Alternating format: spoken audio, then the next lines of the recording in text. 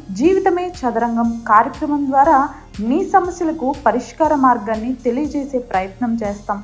మరి ఇంకెందుకు ఆలస్యం, మీ సమస్యను మాకు వాట్సాప్ మెసేజ్ చేయండి. మా నెంబర్ 77999789 గుర్తుంచుకోండి. కేవలం వాట్సాప్ మెసేజ్ మాత్రమే చేయండి, కాల్స్ చేయొద్దు. మీ వివరాలు గోప్యంగా ఉంచబడతాయి.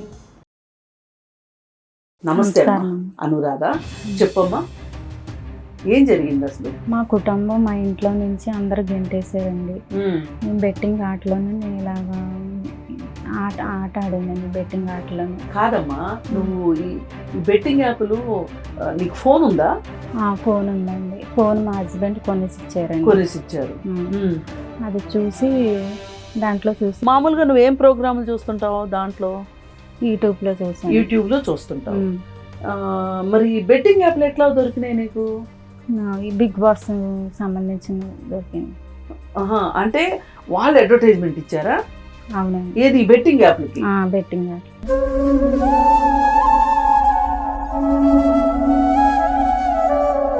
అమ్మ వాళ్ళు చెప్పారా నీకు 1000 రూపాయలు పెడుతున్నది, 100 రూపాయలు పెడితే 1000 రూపాయలు వస్తాయని?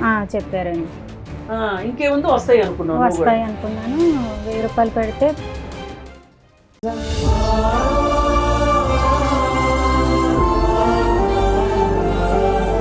మరి ఇదంతా నువ్వు చేస్తున్నప్పుడు ఇంట్లో ఎవరికైనా తెలుసా నువ్వు ఇట్లా చేస్తున్నావని?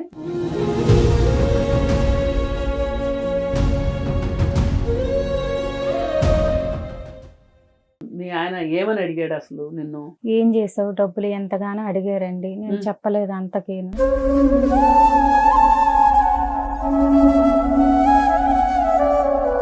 మీ అమ్మ మీ నాన్న దగ్గరికి వెళ్ళలేదమ్మా? వెళ్ళానండి. ఏమన్నారు?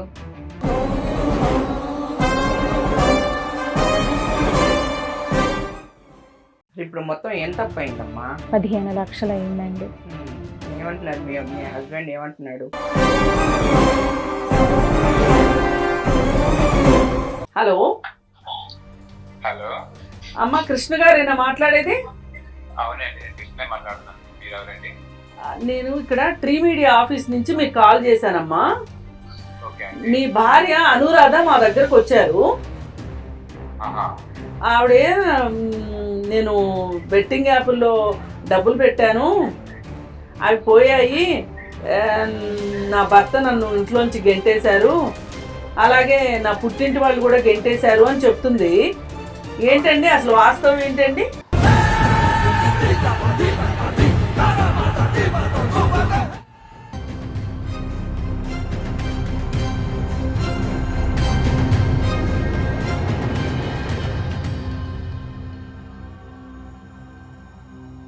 అందరికీ నమస్తే అండి. జీవితమే చదరంగం కార్యక్రమానికి స్వాగతం. ఇప్పుడు మనతో పాటు చంద్రికా నాయుడు గారు, నమస్తే అండి, క్రిమినల్ అడ్వకేట్, హైకోర్టు మేడం గారు కూడా ఉన్నారు. ఈరోజు మన దగ్గరికి అనురాధ అనే వచ్చారు. ఆమె నా కుటుంబం నన్ను ఇంట్లో నుంచి గెంటి వేసింది, నేను రోడ్డు పాలైపోయాను అని అనురాధ మన దగ్గరకు వచ్చారు. మరి ఎందుకు ఇలాగా జరిగింది, ఈ పరిస్థితి ఎందుకు దాపురించింది అనేది మనం అనురాధ గారి మాటల్లో విందాం. నమస్తే అనురాధ, చెప్పమ్మా ఏం జరిగింది అసలు? మా కుటుంబం మా ఇంట్లో నుంచి అందరు గెంటేసారండి. నేను బెట్టింగ్ ఆటలోనే నేను ఇలాగా ఆడానండి. బెట్టింగ్ ఆటలను. కాదమ్మా, నువ్వు ఈ బెట్టింగ్ యాప్లు నీకు ఫోన్ ఉందా? ఫోన్ ఉందండి. ఫోన్ మా హస్బెండ్ కొనేసి ఇచ్చారు. అది చూసి దాంట్లో చూసి. మామూలుగా నువ్వు ఏం ప్రోగ్రాములు చూస్తుంటావు దాంట్లో? యూట్యూబ్లో చూస్తుంటావు. మరి బెట్టింగ్ యాప్లు ఎట్లా దొరికినాయి నీకు? ఈ బిగ్ బాస్ సంబంధించిన దొరికింది. అంటే వాళ్ళు అడ్వర్టైజ్మెంట్ ఇచ్చారా? అవునండి. ఏది బెట్టింగ్ యాప్లకి? Betting app. అది చూసి నువ్వు ఇదేదో కరెక్టే అయ్యి ఉంటది, ఇదేదో కరెక్ట్ అయ్యి ఉంటది, బాగుంటదని 100 రూపాయలకి 1000 రూపాయలు వచ్చినట్టుగా బాగుందండి. అమ్మ వాళ్ళు చెప్పారా నీకు 1000 రూపాయలు పెడుతున్నది, 100 రూపాయలు పెడితే 1000 రూపాయలు వస్తాయని? చెప్పారండి. ఇంకేముందో వస్తాయి అనుకున్నాను. 1000 రూపాయలు పెడితే 10,000 వచ్చినాయండి. అలాగే వస్తాయి అనుకోను నా మా హస్బెండ్ డబ్బులు ఇంకా తీసుకోను ఇంకా వస్తాయి అని అనుకుంటే ఇంకా అవి పోతూనే ఉంటున్నాయి. ఇంకా బంగారం నగలు పిల్లల చైన్లు నేను మళ్ళీ అప్పు కూడా చేశానండి బయట. 3 రూపాయలు వడ్డీకి తెచ్చానండి. చాలా అప్పు చేశాను నేను. మరి ఇదంతా నువ్వు చేస్తున్నప్పుడు ఇంట్లో ఎవరికైనా తెలుసా నువ్వు ఇట్లా చేస్తున్నావని? నా భర్తకి అందరికీ తెలిసిందే, మా కుటుంబం అందరికీ తెలుసు. మా ఆయన నేను వద్దంటున్నారండి. నువ్వు ఇలాగా ఆటల్లో గెలిచి ఇలా చేసావు, వద్దు నువ్వు అని అంటున్నారు. మీరు ఈ యాప్ల్లో డబ్బులు పెడుతున్నారు కదా, అప్పుడే తెలుసా మీ ఇంట్లో వాళ్ళకి? తెలియదండి. మరి ఎప్పుడు తెలిసింది వాళ్ళకి? నేను కొన్ని అప్పులు చేశాను కదండి, వాళ్ళు వచ్చి ఇంటి మీదకి వస్తే అప్పుడు తెలిసిందండి. మరి తెలిసినప్పుడు మరి వాళ్ళు వేరే వాళ్ళు అదరు ఇంటి ముందుకు వచ్చి డబ్బులు అడిగినప్పుడు మీ ఆయన ఏమని అడిగాడు అసలు నిన్ను? ఏం చేసావు డబ్బులు ఎంతగానో అడిగారండి. నేను చెప్పలేదు అంతకేను. గొడవ పెరిగి కొట్టారండి కూడా. తర్వాత చెప్పానండి, ఇలా బెట్టింగ్ లో పెట్టాను అన్నీ చెప్తే నన్ను ఇంట్లో నుంచి బయటకు గంటేశారు. మీ అమ్మ మీ నాన్న దగ్గరికి వెళ్ళలేదమ్మా? వెళ్ళానండి. ఏమన్నారు? నువ్వు నీ భర్తతోనే ఉండు, మాకు తెలియదు, మాకు సంబంధం లేదు అని అన్నారు. పెళ్లి చేసినాక వాళ్ళు అన్నది నిజమే కదా, నీ భర్తతోనే కదా నీకు సంబంధం ఉంటది. మీ అమ్మ మీ నాన్న పెళ్లి చేశారు, కట్నాలు ఇచ్చారు, పంపించారు. ఇప్పుడు నెక్స్ట్ నీ భర్త దగ్గరే ఉండమన్నారు. నువ్వు మంచి పని చేస్తే మా అమ్మాయి మంచి పని చేసిందని నెత్తిన పెట్టుకుంటారు. నువ్వేం మంచి పని చేయలేదు కదా, అప్పులు చేసి బెట్టింగ్ లో పెట్టుకున్నావు. మరి ఎవరైనా దాన్ని ఆమోదిస్తారా, హర్షిస్తారా? లేదు కదా. చెప్పు నెక్స్ట్ ఏమైంది? వచ్చేసానని భర్త దగ్గరే ఉంటే ఆయన కూడా అర్థం చేసుకోవట్లేదు. నేను వెళ్ళిపో, నాకు అసలు అవసరం లేదు, ఇంట్లో ఉండొద్దు అని నాకు బయటకు గెంటేశారండి. బయటకు వచ్చేసానండి. నేను చాలా బాధపడుతున్నాను. ఏం చేయాలి, నేను రోడ్డు పాలు అయిపోయాను, ఏం చేయాలని చచ్చిపోవాలని అలాగ అనిపిస్తుందండి నాకు. నాకు ఈ ఛానల్ కోసం తెలిసిందండి. ఇందులోకి వచ్చి కొంచెం మాట్లాడదాము, నా భర్త నా పిల్లలు కావాలి, వీటి కోసం మాట్లాడదామని ఇందులోకి వచ్చాను. బెట్టింగ్ యాప్స్ లో డబ్బులు ఎవరి కోసం పెట్టావు? నా భర్త పిల్లల కోసమే పెట్టానండి. నాకు చదువు లేదు పెద్దగా, ఏదో 1 రూపాయి వస్తుందని అలా పెట్టానండి. 100 రూపాయలకి 1000 రూపాయలు వచ్చినాయి, 1000 రూపాయలకి మళ్ళీ 10,000 వచ్చినాయండి. అలాగే వస్తున్నాయి కదా అనుకోను. అలాగే ఇంకా నా ఇంట్లో బంగారం, నా పిల్లల వస్తువులు, ఇంట్లో మా హస్బెండ్ డబ్బులు అన్నీ పెట్టామండి. అలాగ మొత్తం అప్పులు అయిపోయానండి. బయట కూడా తెచ్చానండి, 3 రూపాయలు వడ్డీకి తెచ్చాను. మొత్తం అలాగే పెట్టాను. ఇప్పుడు మొత్తం ఎంత అప్పు అయిందమ్మా? 15 లక్షలు అయిందండి. ఏమంటున్నారు మీ హస్బెండ్? ఏమంటున్నాడు? అక్కడ ఏం చేసావు, ఏంటి డబ్బులు ఏం చేసావు, నువ్వు ఎంత డబ్బులు ఖర్చు పెట్టావు ఏంటి అని అడుగుతున్నారండి. ఏం చేయాలో ఏం చెప్పలేదండి. అప్పులో వచ్చి ఇంటికి వచ్చి అడుగుతున్నారు, ఏంటి నువ్వేం చేసావు చెప్పు అని ఆయన గట్టిగా అడిగారండి. తర్వాత ఇప్పుడు చెప్పానండి. తర్వాత చెప్పిన తర్వాత ఇంకా మీ ఆయన మీ అమ్మ మీ నాన్నకు కూడా ఫోన్ చేసి చెప్పాడా విషయం? చెప్పారండి. చెప్తే వాళ్ళు కూడా మీ భర్త దగ్గరే ఉండు, మీ భర్త ఏదంటే అదే చెయ్యాలి అన్నట్టుగా అన్నారండి. నువ్వు వెళ్ళావా అమ్మ వాళ్ళ ఇంటికి? వెళ్ళానండి. వెళ్తే వాళ్ళు ఏమన్నారు? ఏమన్నా నువ్వు చేసింది తప్పు, వాళ్ళు రాంగ్ చేసావు, నేను ఇక్కడికి వచ్చి సమాధానం చెప్పడం లేదు, మేమేం చేయలేము అని, నువ్వు మీ భర్తతోనే చెయ్యి, ఏం చేస్తావు చెయ్యి అని వెళ్ళిపోమన్నారండి. ఇలాగా మరి నువ్వు అప్పుడు అడగలేదా కొంచెం మా అత్త మామతో మాట్లాడవచ్చు కదా, నువ్వు మీరు మాట్లాడండి, నా కాపురం ఎట్లయినా నిలబెట్టండి అని మీ అమ్మ నాన్న ప్రాధేయపడలేదా? ప్రాధేయపడ్డానండి. అంతేలేండి, ఏమంటారు ఏ తల్లిదండ్రులైనా, మంచి పని చేస్తే నెత్తిమే పెట్టుకుంటారు. ఇలా చేస్తే ఏం చేస్తారు?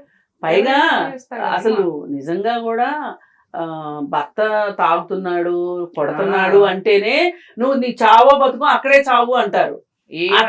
ఏమన్నా భర్త తాగుతున్నాడన్నా, తింటున్నాడన్నా, తంటున్నాడు అన్నా, పేకాడుతున్నాడు, ఇంకొక దాంతో ఉన్నాడు అన్నా సరే పెళ్లి చేసావు, నువ్వు సక్రమంగా ఉండు, నువ్వే సరిదిద్దుకో అని చెప్పే రకాలు. నీ చావు నువ్వు చావు అంటారు.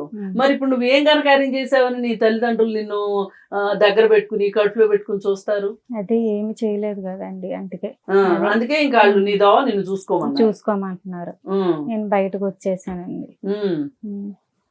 నన్ను బయటకు గెంటేశారు. మొత్తం నా కుటుంబం నా దగ్గర కావాలని, నా భర్త నాకు కావాలని, నా పిల్లలు నాకు కావాలని, నా భర్త కావాలని నేను కోరుకుంటున్నాను. నా భర్త కోసమే చేశానండి నేను ఇదంతా.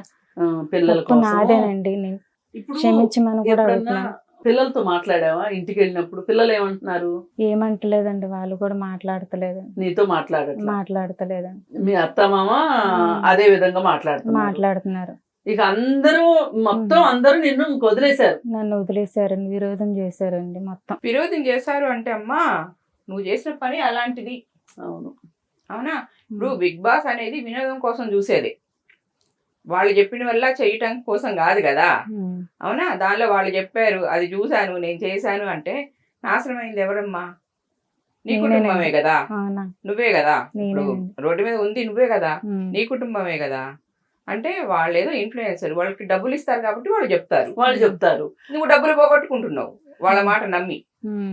ఇప్పుడు నీ కుటుంబం స్థాయి ఎంతమ్మా? మీ ఆయన చిన్న ఉద్యోగం చేసుకుంటాడు, ఏదో చిన్నపాటి ఇల్లు ఉంది, నీకు ఇచ్చింది ఏదో రేపు నీ పిల్లలకు ఆధారుగా ఉంటది అని చెప్పి మీ అమ్మా నాన్న దాన్ని కాపాడుతున్నారు.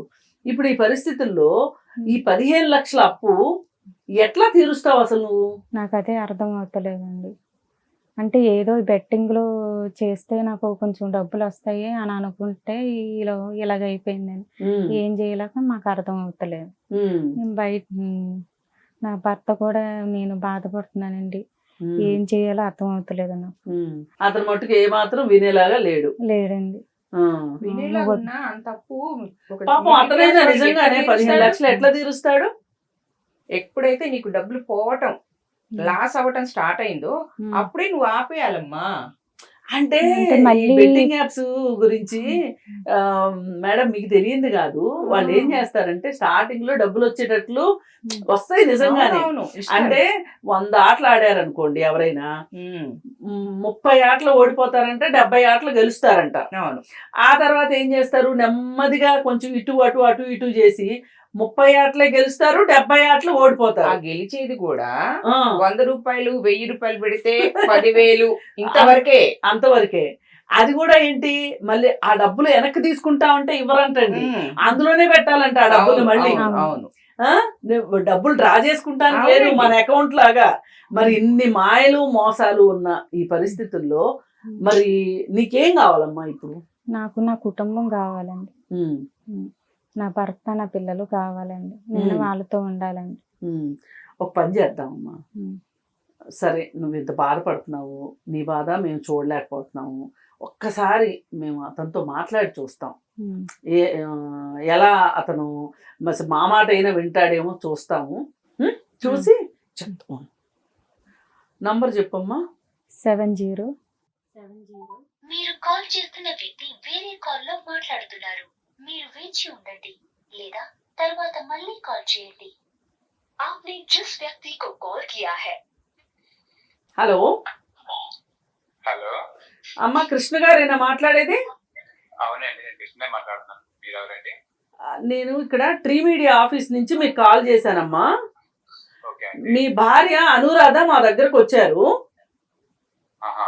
ఆవిడే నేను బెట్టింగ్ యాప్ల్లో డబ్బులు పెట్టాను, అవి పోయాయి, నా భర్త నన్ను ఇంట్లోంచి గెంటేశారు, అలాగే నా పుట్టింటి వాళ్ళు కూడా గెంటేశారు అని చెప్తుంది. ఏంటండి అసలు వాస్తవం ఏంటండి? ఇప్పుడు మీ దగ్గరికి వచ్చిందండి. ఇప్పుడు ఏదో ఒక ఆశ ఉంటుంది కదమ్మా, దింపుడు కళ్ళెం ఆశ. చూడండి కృష్ణ గారు, ఇప్పుడు మీ వైఫ్ బెట్టింగ్ యాప్ల్లో డబ్బులు పెట్టి పోగొట్టింది అని మీరు కోపంగా ఉన్నారు. కృష్ణ గారు, సరే మీ ఆవిడ తప్పో ఒప్పో చేసింది, అయిపోయింది. అసలు మీకు ఎప్పుడు తెలిసింది ఈమె బెట్టింగ్ యాప్ల్లో డబ్బులు పోగొట్టింది అని? అప్పుడు మా ఇంటికి వచ్చారండి, వచ్చి ఈమె అప్పు చేసింది మా దగ్గర, ఇప్పుడు కట్టమంటే నా దగ్గర లేవు, రేపు మా పని గడుపుకుంటూ వస్తుంది, ఇంకా ఎంతకాలం మేము అవుతాము, అందుకని చెప్పేసి మేము మిమ్మల్ని అడుగుదామని మేము వచ్చాము అని చెప్పేసి మా ఇంటికి వచ్చి మమ్మల్ని అడుగుతున్నారండి. ఓకే, నాకేమో అదేం అర్థం కాదా, ఇదేంటి తప్పు ఎందుకు చేసింది, దేనికి చేసిందో అర్థం కాలేదు. నేను వెంటనే దాన్ని పిలిచి ఏంటిది, అప్పులలో వచ్చి అడుగుతున్నారు, 2 లక్షలు అప్పులు చేసావంటే ఏంటి, ఎందుకు చేస్తావు, ఆ డబ్బులని ఏం చేస్తావు, ఎవరికి ఇచ్చావు ఏంటి అని చెప్పేసి గట్టిగా అర్థమైంచాను. ఆ, అయినా సరే ఏమి సరిగ్గా సమాధానం చెప్పకుండాను ఉంది. ఉమ్, ఇక నాకు కోపం వచ్చి గట్టిగా 2 తగిలించి కానీ సమాధానం చెప్పలేదు. ఉమ్, బిగ్ బాస్ సంబంధించిన హౌస్ లో ఇలా బెట్టింగ్ సంబంధించి వచ్చినాయి, అవి చూశాను నేను. ఉమ్, వాటిలో పెడితే డబ్బులు రెట్టింపు అవుతాయి, ఉమ్, దాంతో లక్షలు వస్తాయని చెప్పేసి నాకు తెలిసింది. అందుకని ఉమ్, ఆ డబ్బంతా తీసుకెళ్లి ఆ బెట్టింగ్ యాప్ లో పెట్టాను. ఉమ్, పెట్టి మొదట్లో వచ్చినట్టే వచ్చినాయి, ఉమ్, ఇంక వచ్చినాయి కదా అని చెప్పేసి ఇంకా ఆశపడి మొన్న డబ్బులన్నీ కూడా ఇంకా అప్పు చేసి పెట్టాను. ఉమ్, పెడితే ఇప్పుడేమో తర్వాత ఏమో ఆ డబ్బులన్నీ పోనీయండి, ఆ, ఇప్పుడేమో ఏం చేయాలో అర్థం కాలేదు ఉమ్, అని చెప్పేసి తను చెప్తుంది. ఉమ్, నేను తనకిచ్చిన డబ్బులు కూడా అందులోనే పెట్టి పోగొట్టిందండి. అందులో పెట్టి, ఉమ్, అది కూడదు, అది సరిపోక మళ్ళీ ఉమ్, అప్పులు చేసి మరీ పెట్టింది. ఆ, ఇప్పుడు ఈ అప్పులకి ఏం సమాధానం చెప్పుకోవాలి? ఉమ్, ఇప్పుడు ఈ డబ్బులని నేను ఎలా ఈ అప్పులు కట్టాలి? నాకేం అర్థం కావాల్సిన పరిస్థితుల్లో ఉందండి. ఇప్పుడు నాకు చాలా కరెక్టేనండి. ఇప్పుడు పుట్టింటికి వెళ్తే వాళ్ళు మాకేంటి సంబంధం లేదు, చావో బతుకో నీ భర్త దగ్గరే తేల్చుకో అన్నారు అంట. అవునండి, ఆధారంగా చెప్పానండి. అయితే మరి ఇప్పుడు మళ్ళీ మీ దగ్గరకు వస్తే మీరు నాకే మాత్రం సంబంధం లేదు, నీ చావు నువ్వు చావు అన్నారంట. ఆ అమ్మాయి చచ్చిపోదామని కూడా అనుకుంటుంది. సరే ఏదో ఎవరో చెప్తే వచ్చింది మన దగ్గరికి. ఇప్పుడు నేను ఒక మాట చెప్తానండి మీకు. చెప్పండి. ఇప్పుడు ఇలాంటి పని భర్త చేశాడు అనుకోండి, భార్య వెళ్ళిపోతుందా? అలా వెళ్ళిపోయిన భార్యలు ఎవరన్నా చూసారా? లేదండి. కానీ అలాగే మీరు కానీ గీని కాదండి, తప్పులు ఎవరైనా చేస్తారు, పొరపాట్లు చేస్తారు, మానవ సహజం అది. తప్పు తెలుసుకున్నప్పుడు మనం క్షమించాల్సిన అవసరం ఉంది. సరే ఏదేమైనా మీరు బాగా కోపంలో ఉన్నారు కాబట్టి నాకు నా భార్య అక్కర్లేదు అని మీరు అనుకుంటున్నారు. కానీ ఇక్కడ మన దగ్గర అడ్వకేట్ మేడం ఉన్నారు, ఆ మేడం మాట్లాడతారు, వినండి. కృష్ణ గారు, చెప్పండి మేడం. ఇప్పుడు తను తెలుసో తెలియకో బెట్టింగ్ యాప్స్లో డబ్బులు పెట్టింది. ఆ పెట్టిన డబ్బులు కుటుంబం కోసమే కదా, డబ్బులు వస్తే కుటుంబానికి ఇచ్చింది కదా. ఏమ్మా ఫస్ట్లో కొన్ని గెలిచానన్ను, అవేం చేసావు? అవి మళ్ళీ అందులోనే పెట్టానండి. అవును, అసలు డ్రా చేయడానికి అవదండి. బెట్టింగ్ యాప్ల మహత్యమే అది, డ్రా చేయడానికి అవదు. మళ్ళీ ఆ డబ్బులతోనే ఆడింది. ఇప్పుడు మీ ఉద్దేశం ఏంటి కృష్ణ గారు, ఏం చేద్దామని? అండి, తను చేసిన పనికి తన పుట్టింటి వాళ్ళే సమర్థించట్లేదు.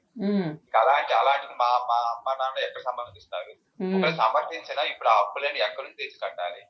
అక్కడికి ఇప్పటికే వాళ్ళకని సమాధానం చెప్పుకోలేక నాకు వచ్చే అంతంత మాత్రం జీవితంతోనే ఇంకా ఏదో నెమ్మదిగా అలా నెట్టుకుంటూ వస్తున్నా సంసారాన్ని.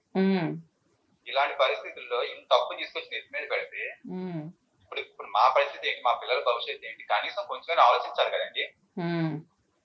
ఏదో వస్తాయని ఏదో ఆలోచించుకొని నా ఉన్న దాచుకున్న డబ్బులను కూడా బెట్టింగ్ లో పెట్టి పోగొట్టించాలక నాకు తెలియకుండానే నా అప్పులన్నీ చేసి ఇప్పుడేమో ఆ అప్పులో అందరూ ఇంటి మీదకి వస్తే మా బరువేం కావాలి?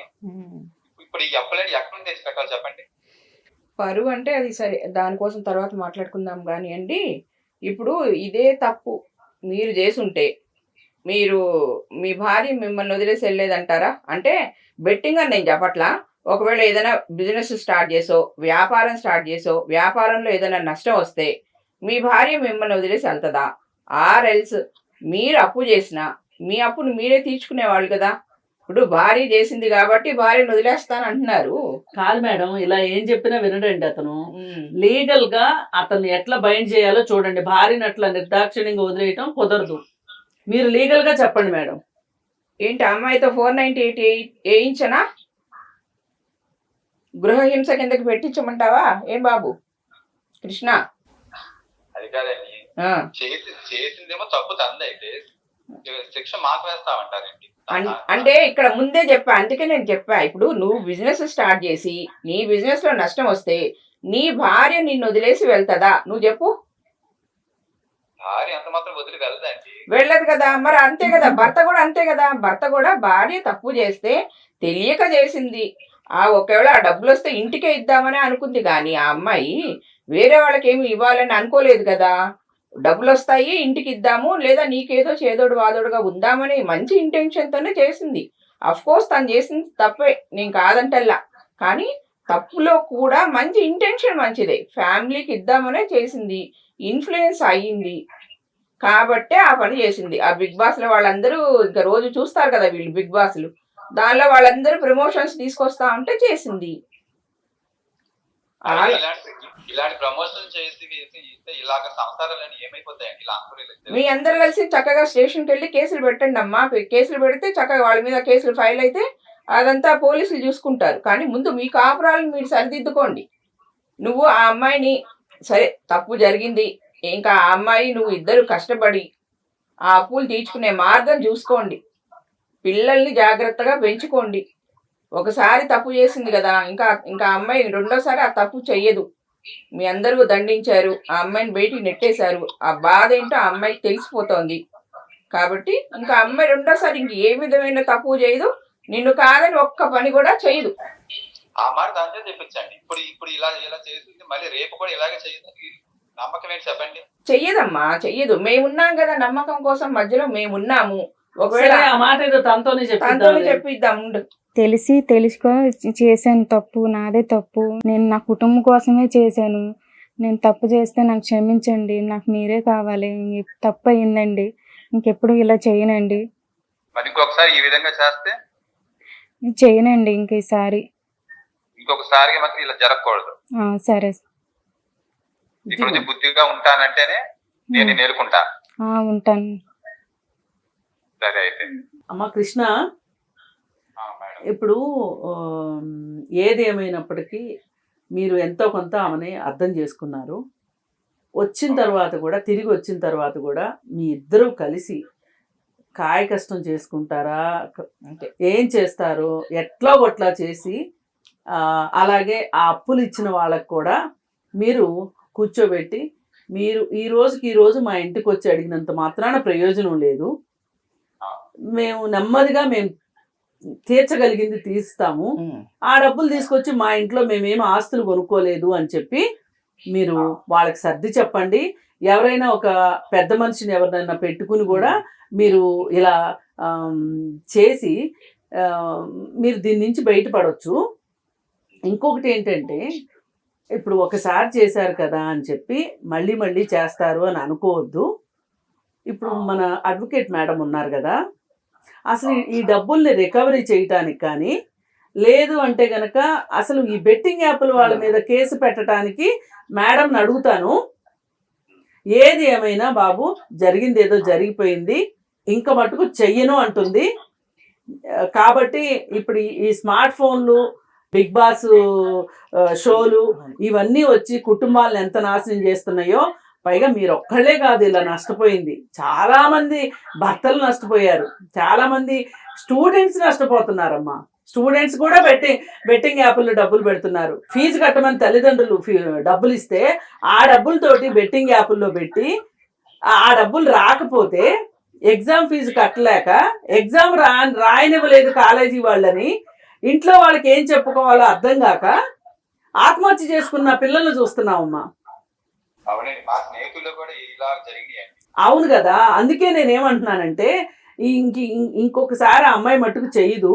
కానీ మనం చేయాల్సింది ఏంటి అంటే, మీరు పోలీస్ స్టేషన్కి వెళ్ళి మీ భార్య మీరు కలిసి వెళ్ళి కంప్లైంట్ పెట్టండి. మాకు ఇంత నష్టం జరిగింది, మాకు రికవరీ చేసి పెట్టాల్సిందే అని చెప్పి మీరు వాళ్ళని వేడుకోండి, వాళ్ళకి కంప్లైంట్ ఇవ్వండి. అలాగే మీకు సాధ్యమైనంత ఎవ్వరు తెలిస్తే వాళ్ళకి ఈ బెట్టింగ్ యాప్ల్లో మాయాజాలం ఏంటో వివరించండి. ఏంటంటే, ముందు గెలుస్తాము, కొంచెం కొంచెం గెలుస్తాము, ఆ గెలిచిన డబ్బులు కూడా వెనక్కి తీసుకోలేము, అవే డబ్బుల్ని పెడతాము, అలా అలా అలా పెడుతూ పెడుతూ పెడుతూ పెడుతూ అది జీవితాలు నాశనం చేసి ఒక్కొక్కళ్ళు 80 లక్షలు, ₹1,00,00,000, 2 కోట్లు పెట్టిన వాళ్ళు కూడా ఉన్నారమ్మా. కాకపోతే ఏంటంటే, వాళ్ళకి చాలా ఆస్తులు ఉంటాయి అనుకో, ఆస్తులు అవి కట్టుకుంటారు. మీకేమో మీ చేతులే కదా ఉంది, మీకు ఈ రెక్కలు ముక్కలు చేసుకొని మరి ఏదో ఒకటి పరిష్కారం చేసుకోండి. ఇప్పుడు కేసు గురించి మేడం ఏం చెయ్యాలి అనేది ఇప్పుడు ఈ సమస్య మీ ఒక్కరిదే కాదు, సమాజంలో చాలా మంది ఈ సమస్యలో ఉన్నారు. అందరికీ కూడా ధైర్యం ఇవ్వడం కోసమే మేము అన్ని మీకు చెప్తున్నాం, ఇట్లా ఎలాంటి జాగ్రత్తలు తీసుకోవాలి అని. మేడం మాట్లాడతారు, ఒక్క నిమిషం. మీరు మీ భార్యని తీసుకొని దగ్గరలో ఉన్న పోలీస్ స్టేషన్కి వెళ్ళి, ఇలా ఈ యాప్ని వాడాము, ఈ యాప్ ద్వారా ఇంత అమౌంట్ పెట్టాము, ఇంత అమౌంట్ మేము నష్టపోయాము అని చెప్పండి. వాళ్ళు cheating case and money lander case కూడా బుక్ చేస్తారు. ఇవి 2 సీరియస్ సెక్షన్సే, ఓకేనా? కాకపోతే డబ్బులు ఇమ్మీడియట్ గా రికవరీ అవుతాయని నేను చెప్పను, కానీ మీలాంటి వాళ్ళందరూ కంప్లైంట్ చేస్తే ఎవరైతే అడ్వర్టైజ్ చేశారో వాళ్ళందరి మీద ఈ సెక్షన్స్ అన్ని పెట్టి వాళ్ళ మీద తగు చర్యలు అయితే తీసుకుంటారమ్మా, ఖచ్చితంగా. ఇప్పుడు పోనీలే నా సమస్య సాల్వ్ అయిపోయిందని ఇంట్లో కూర్చుంటే అవ్వదు. నీలాంటి వాళ్ళందరూ కలిసి వెళ్ళి అక్కడ స్టేషన్లో కంప్లైంట్లు ఇచ్చారనుకో, నువ్వు ఒక కంప్లైంట్, ఇంకొకళ్ళు ఇంకొక కంప్లైంట్, అట్లా ఇస్తే ఈ అడ్వర్టైజ్మెంట్స్, ఈ మనీ ల్యాండరింగ్ రిలేటెడ్గా ఉన్న ఏదైనా సరే ఆపడానికి మనకు ఆస్కారం ఉంది. ఖచ్చితంగా మీరు మీ దగ్గరలో ఉన్న పోలీస్ స్టేషన్కి వెళ్ళండి, మీ ఆవిడ తీసుకుని వెళ్ళండి. ఆవిడ ఏ విధంగా నష్టపోయింది అనేది క్లియర్గా రాసి కంప్లైంట్ ఫైల్ చేసి రండి. తప్పకుండా. నేను మా భార్యనే కాదు, మా ఫ్రెండ్స్ ని, ఇలా అన్యాయమైన వాళ్ళందరినీ కూడా తీసుకువెళ్ళి తప్పకుండా అందరినీ తీసుకొని వెళ్ళండి. అంత చేయండి, ఓకేనా? కనీసం మన వంతు కృషి అది, ఓకే? సరే, ఆ అమ్మాయిని జాగ్రత్తగా చూసుకోండి, ఇద్దరు కష్టపడి కొంచెం ఆపు తీర్చుకోండి. చూశారు కదండి, ఒక మధ్యతరగతి, దిగువ మధ్యతరగతి కుటుంబాల్లో ఈ బెట్టింగ్ యాప్స్ సృష్టించిన పెను తుఫాను. ఇప్పుడు ఆమె మన దగ్గరకు వచ్చింది కాబట్టి సరిపోయింది. అలా కాకుండా ఇటు అత్తవారింటి వాళ్ళు, భర్త అందరూ ఆ అమ్మాయిని గెంటి వేస్తే, పుట్టింటికి వెళ్తే పుట్టింటి వాళ్ళు కూడా గెంటి వేస్తే, నాకు ఏ దారి లేదు గోదారి అనుకునే పరిస్థితుల్లో ఆ అమ్మాయి అదృష్టవశాత్తు, ఆ అమ్మాయి కావచ్చు, పిల్లలు కూడా అదృష్టవంతులు అనుకోవాలి, వాళ్ళు మన ఛానల్ గురించి ఆ అమ్మాయికి గుర్తు రావటము, మనల్ని ఆశ్రయించడం జరిగింది. ఏది ఏమైనప్పటికీ కూడా భర్త చాలా బాధపడుతున్నాడు. ఎందుకు అంటే పరువు పోయింది, అందరూ అప్పులు వాళ్ళ ఇంటి చుట్టుముడుతున్నారు. ఈ పరిస్థితిలో ఏం చేయాలి అని అనుకున్నాడు. అతనికి తోచిన పరిష్కారం అతను అనుకున్నాడు, ఈమె లేకుండా పోతే పీడా పోతుంది అని అనుకున్నాడు. కానీ సమస్య పరిష్కారం అవ్వదు. అదే పని కనుక జరిగి ఉంటే అసలు సమస్య అక్కడే మొదలవుతుంది. డబ్బు పోతే సంపాదించుకోవచ్చు, తల్లి లేకపోతే తల్లి ఎక్కడి నుంచి వస్తుంది, మనిషి లేకపోతే మనిషి ఎక్కడి నుంచి వస్తారు. ఇది అర్థం చేసుకోండి ప్రతి ఒక్కళ్ళు. మన సమస్యకి పరిష్కారం ఆత్మహత్యలో లేకపోతే ఇంట్లో నుంచి గెంటివేయటాలో మాత్రమే కాదండి. ఒక సమస్య వచ్చినప్పుడే అసలు ఇప్పుడు ఏం చెయ్యాలి, నేను ఇప్పుడు ఏం చేద్దామనే ఒక ఆలోచన ఉంటే గనక మనం మన సమస్యకి పరిష్కారాన్ని వెతుక్కుంటాం. ఎప్పుడైనా ఎవరైనా ఒక్కటే గుర్తుపెట్టుకోండి, సమస్య ఉంది అంటే దాని పక్కనే పరిష్కారం కూడా ఉంటుంది. కాకపోతే ఆ పరిష్కారం ఎలా కనిపిస్తుంది మనకి అంటే కోపంతోనో, ఆవేశంతోనో, బాధతోనో, దుఃఖంతోనో మనం ఆలోచించినప్పుడు మనకు పరిష్కార మార్గాలు కనిపించవు. ఒక సమస్య వచ్చింది, సమస్యని కాసేపు పక్కన పెట్టి పక్క వాళ్ళది ఈ సమస్య అన్నట్లుగా మీరు మనశ్శాంతిగా ఆలోచించండి. ఆలోచిస్తే మన సమస్యకి మనకు పరిష్కారం దొరకదు, కానీ పక్క వాళ్ళ సమస్యకి మన దగ్గర పరిష్కారం ఉంటుంది ఎప్పుడైనా. ఎందుకంటే మనం బాధలో ఉంటాం కాబట్టి సరిగా ఆలోచించలేం.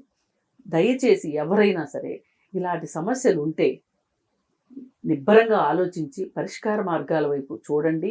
ఒకవేళ మీకు పరిష్కారాలు దొరకకపోతే గనక ఇలా జీవితమే చదరంగం లాంటి ప్రోగ్రామ్స్ కావచ్చు, మన ఛానల్కి కావచ్చు, మీరు రావచ్చు.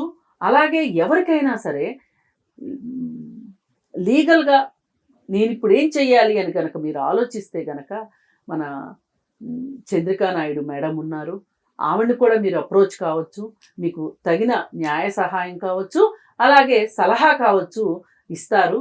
దయచేసి ఇలాంటి అవకాశాన్ని ప్రతి ఒక్క అవసరంలో ఉన్నవారు ఉపయోగించుకోవాలని కోరుకుంటారు. ఒక్క మాట మేడం, ఎవరైనా సరే ఈజీ మనీకి అలవాటు పడకండి. కష్టపడి సంపాదించుకున్న మనీయే మనది అనుకోండి. ఈజీగా వచ్చేది ఎప్పుడు ఈజీగానే పోతుంది తప్ప మన దగ్గర అయితే ఉండదు. ఇదొక్కటి, ఈజీ మనీ కోసం ఏ పని చెయ్యకపోతే చాలా సమస్యల నుంచి మనం బయటపడచ్చు. అవునండి, అవును. ఏమ్మా చూసావుగా, ఉమ్, ఇంకెప్పుడు కూడా నీ తరఫున మేము మాట ఇచ్చాం ఉమ్, అతనికి, అవునా? అవును. మా మాట కూడా నిలబెట్టాలి. ఉమ్, అలాగే అతను పోలీస్ స్టేషన్కి వెళ్ళమని చెప్పాము, నేను తీసుకుని నువ్వు కూడా వెళ్ళి జరిగింది జరిగినట్టు చెప్పు.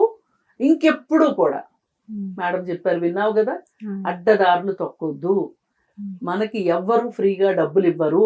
ఉమ్, ఇక్కడ మనం ఇంకోటి కూడా గుర్తు చేసుకోవాలి. ఇప్పుడు ఆయన ఎవరో లలిత జ్యువెలర్స్ ఆయన చెప్తుంటాడు డబ్బులు ఊరికే రావు అని.